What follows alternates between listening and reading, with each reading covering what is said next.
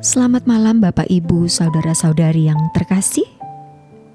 Sebelum mengakhiri hari ini, mari kita bersama mendengarkan renungan firman Tuhan. Kali ini mengambil tema format-format definisi kalimat akademis. Berulang-ulang dalam Alkitab dikatakan bahwa orang benar akan dibenarkan oleh iman. Pernyataan ini dikemukakan berulang-ulang dalam Alkitab, khususnya di dalam kitab Roma 3 dan 4. Harus dimengerti bahwa iman yang dimaksud di situ adalah iman seperti yang diperagakan oleh Abraham. Oleh sebab itu, untuk mengerti iman yang dimaksud oleh Alkitab, kita harus memperhatikan kehidupan Abraham sehingga kita memiliki pengertian iman yang benar. Dalam Roma 4 ayat 8-13 tertulis, "Sebab apakah dikatakan nas kitab suci? Lalu percayalah Abraham kepada Tuhan, dan Tuhan memperhitungkan hal itu kepadanya sebagai kebenaran." Adakah ucapan bahagia ini hanya berlaku bagi orang bersunat saja atau juga bagi orang tak bersunat? Sebab telah kami katakan bahwa kepada Abraham iman diperhitungkan sebagai kebenaran dan juga menjadi bapa orang-orang bersunat, yaitu mereka yang bukan hanya bersunat, tetapi juga mengikuti jejak iman Abraham, bapa leluhur kita, pada masa ia belum disunat.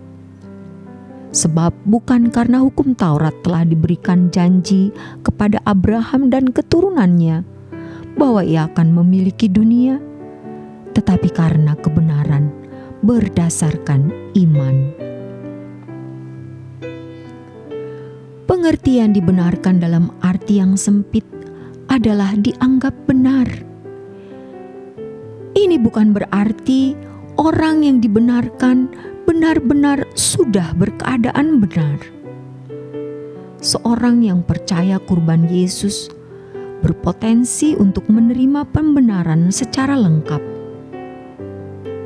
Dalam arti yang luas, dibenarkan artinya diterima oleh Allah atau diperkenan oleh Allah sebab telah diakui oleh Dia sebagai telah berkeadaan benar. Dalam hal ini, pembenaran memiliki beberapa dimensi. Dimensi pertama adalah dianggap benar walaupun belum sungguh-sungguh berkeadaan benar. Ini disebut sebagai pembenaran secara pasif.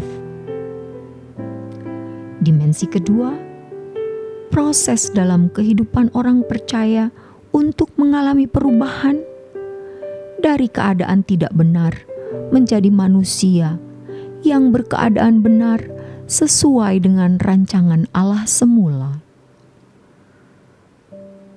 Proses ini dikerjakan oleh Allah melalui Roh Kudus atas orang-orang yang memberikan respons yang memadai terhadap pembentukannya. Roma 8 ayat 28. Ini adalah pembenaran secara aktif. Dimensi ketiga, pernyataan Allah suatu hari di pengadilan Allah atas orang-orang yang telah mengerjakan keselamatannya dengan takut dan gentar dan benar-benar memiliki kehidupan serupa dengan Yesus, bahwa mereka benar. Lukas 18 ayat 8. Dalam hal ini, orang percaya harus memiliki ketekunan untuk bisa setia sampai akhir.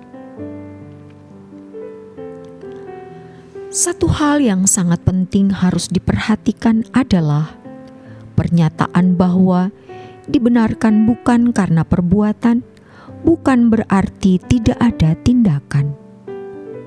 Maksud kata perbuatan dalam ayat di atas adalah perbuatan berdasarkan hukum Taurat. Abraham dibenarkan bukan karena perbuatan melakukan hukum Taurat, karena memang pada waktu zaman Abraham belum ada hukum Taurat.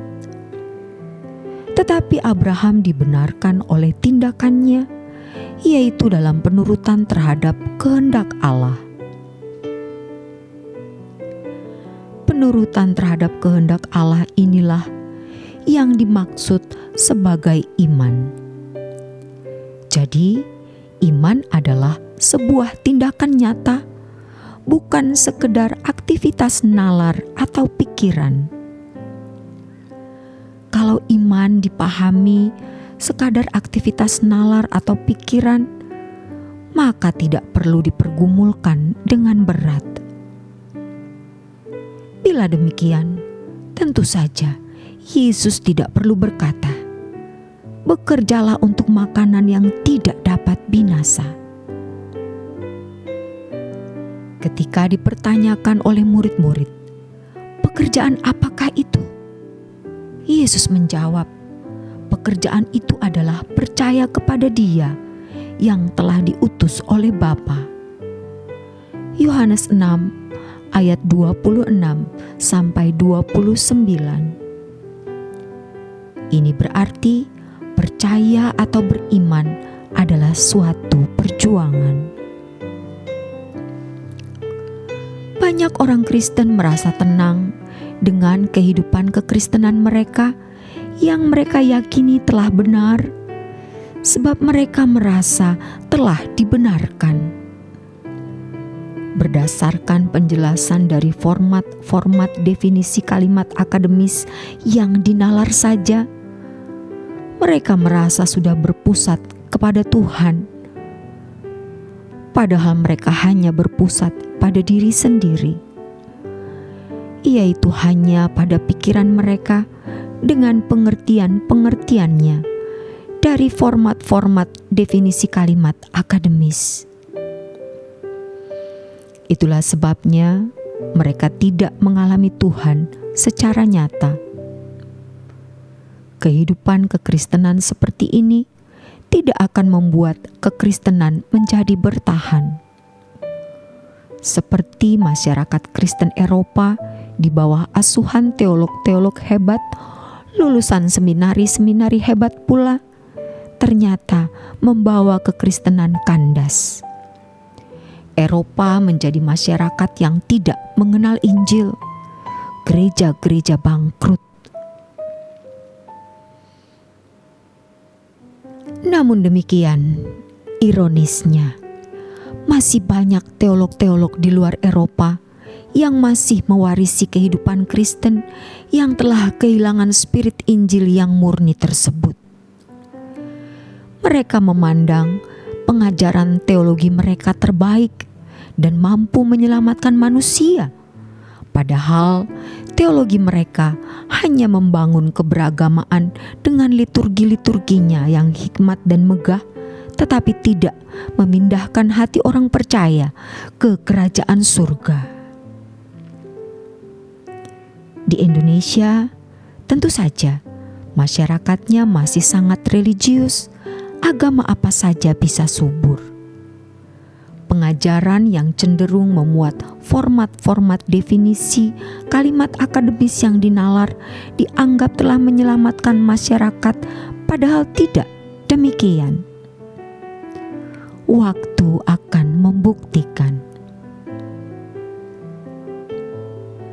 Banyak orang Kristen merasa tenang dengan kehidupan kekristenan mereka yang mereka yakini telah benar berdasarkan penjelasan dari format-format definisi kalimat akademis yang dinalar saja, di mana mereka merasa sudah berpusat kepada Tuhan, padahal mereka hanya berpusat pada diri sendiri.